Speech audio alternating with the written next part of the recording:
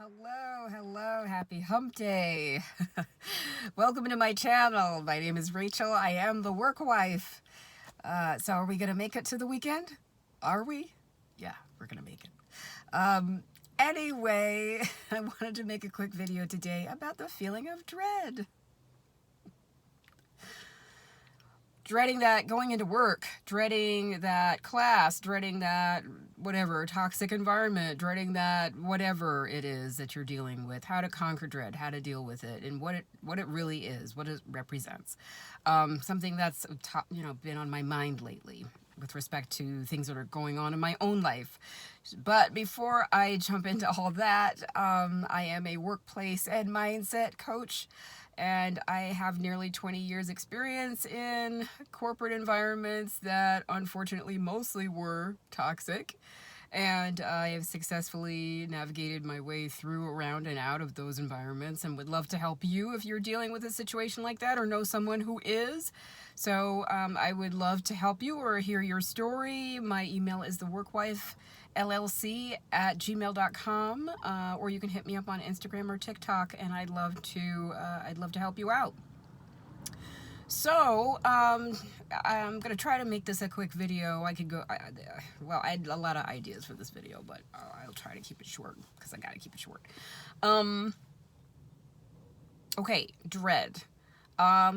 I think I mentioned this on a previous video, where I talked about one place I worked in particular within the last few years that was so toxic that I would actually get to work on time, for the most part.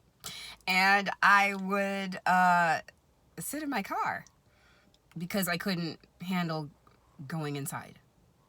I dreaded going up those stairs. I couldn't handle it. And the funny part was that my coworkers knew exactly where I was because they knew my car. So they'd be able to look outside and go, "Why is she just sitting there?" And sometimes their faces pressed up against the glass. When are you coming in to save us? And I would just sit there, and I would be late. What sense does that make? I mean, okay, get there on time, have my bag ready to go, and just look and go, I just can't. I can't deal with this place. I can't deal with most everyone in there. I can't deal with my boss. I can't deal with another 8 hours of this crap. And I would sit there until from about 9 to 10:30 sometimes. And my boss would actually ask my coworker, where is she? And of course they didn't say, she's in the parking lot because she can't deal with your ass.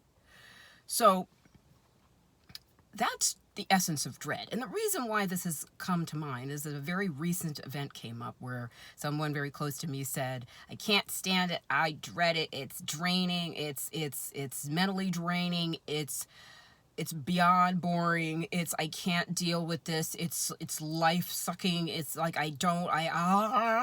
And it reminded me of my experience at that job. I mean, while I'm trying to, talk this person down, right? And say, look, it is what it is. Radical acceptance. It is what it is. You still got to go through it. You still got to deal with it. But it's a little bit more than that, I realized today, because there are two ways to look at it. Radical acceptance, it is what it is. Trying to see the positives. I mean, I've talked about that before. Looking for the nugget of what's good about this situation. Suppose there is nothing good about this situation. Like he even said, at least, when I tried to talk about my situation, at least you were getting paid, right? He's not getting paid. So there are very little pluses that he can see in the situation of dealing with this, but he's still got to deal with it, okay? So here's the thing. It's giving your power away. Because this is going to sound very woo-woo, but stick with me. Everything is meaningless until you assign meaning to it based on your own beliefs, values, core beliefs, assumptions, your perspectives, how you grew up, what's important to you, what's not important to you. Everything's meaningless. This thing that he was involved in was great in the beginning, loved it, and then now, it's like, I can't stand it. What changed? The event didn't change. The circumstance didn't change. The people, places, and things didn't change. His perspective changed. He gave it new meaning, that now the feedback loop is no longer enjoyment. It's no longer gratification. It is, I can't stand this thing. This thing is draining my life. He is creating that feedback loop to himself because he is the one creating the perspective that it was either good or bad. And then he's responding to his own perspective of the situation. So you're giving your power away to something outside of you to tell you how you feel about something when meanwhile it's you the whole time. It's like this classic example, and people use this a lot, but it's a pretty good example of a woman goes out on a date with a guy whom everyone says is perfect, perfect on paper, his resume, his pedigree, whatever, right? Like, everything about him, right? His appearance, everything about him is great. But then she realizes, okay, she's at a restaurant with him. And he starts being rude to the wait staff, or he chews with his mouth open or whatever, you know what I mean? Like he's condescending a little bit. And she's like, but this guy's perfect. He ticks every box. But her perspective on this shining light of a man, over time, over the course of that date, he's not so attractive anymore. In fact, by the end of the date, he's gross. Did he change? No. Not at all. He was the same guy he was when the date started. But by the end of the date, she's done. And if she retains her personal power and her integrity to her personal values and what's important to her, she's like, no, it doesn't matter what her girlfriends say. But he's hot though. Not for me. And they can go ooh and ah, how could you, blah, blah, blah, and very easily. He's not the one. And she can decide whether to go into detail as to what. But bet you they still won't understand because her perspective is not theirs. Let's say they're all about his pedigree and they don't care if he chews with his mouth open. That's not important to them because it doesn't align with their values and belief systems are different from hers. But she's like, no, it's not going to work. All of a sudden, this amazing, gorgeous guy looking like Brad Pitt all of a sudden looks like this nastiest troll creature by the end of the date. Nothing has changed except the meaning she has attached to this particular person. And she's not going to allow the perception of him supposedly being perfect on paper to change how she feels about what's important to her. So that's why she said, no, this is not going to work. He's for someone else, not me.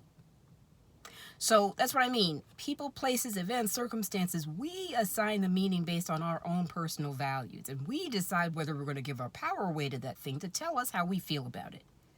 So my advice for anyone like myself, who's felt dread and just like, I can't deal with it, I can't deal with it, I can't deal with it, is are you going to give your power away to that thing to make you feel something that's pretty awful? Because dread is one of the worst fearful emotions because essentially you're powerless. Dread means there's nothing I can do.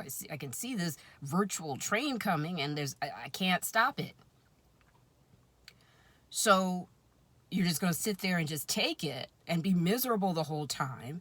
Or you could just say, look, maybe the sooner I get into that office building, the faster my day goes, which doesn't always work, but at least it's better than sitting in my car and being late and then adding to my problems because now I'm late and I'm going to have to explain why to my boss, right? Same thing, in terms of dreading a class or something like that. Just like, I can't deal. Well, you have to deal. Are you going to allow this class to make you feel awful for several hours? Or are you going to just let it go and say, it is what it is. I'm never taking a class with this teacher or this or that again. Okay? And then that's it. I'll never do lesson learned. Or maybe I'll, do more research about how the class ends up, from beginning to end, or this program that seemed so great. By the end, it's awful. But in the end, that teacher, that coworker, that boss, they did not change. Your perspective did of the situation. So in its essence, you're creating the emotion that you feel so bad about. So you could say, okay, I'm just going to be blank about this and just be neutral and whatever it is what it is. I'll just deal with this hour-long thing and then it'll be over, thank goodness. And I'll look forward to the time this is over.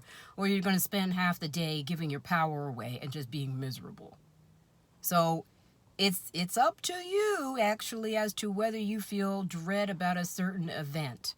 You can feel the feeling, but dwelling there is not going to help you. It's just going to make things worse. As we've just said before, what you resist persists. So if you just go, oh, I can't, trust me, the time I spent in my car only increased with time. It didn't decrease. First, it started with 15 minutes sitting around, hoping not to go inside. Then it turned to 30. Then it turned to an hour and a half. And some days I just literally got there and turned right around and went home and just called in sick because I couldn't even deal with going in. That was in the last final days of me not even wanting to be there, and then created my exit. So anyway, that's what I wanted to talk about today. It's getting hotter, so I'm just going to end the video there. So I hope this has helped to some degree. If you'd like me to talk about more, I'd be more than happy to. Please leave your suggestions in the comments below. Until next time, stay cool, stay centered, and I will see you in the next video. Bye.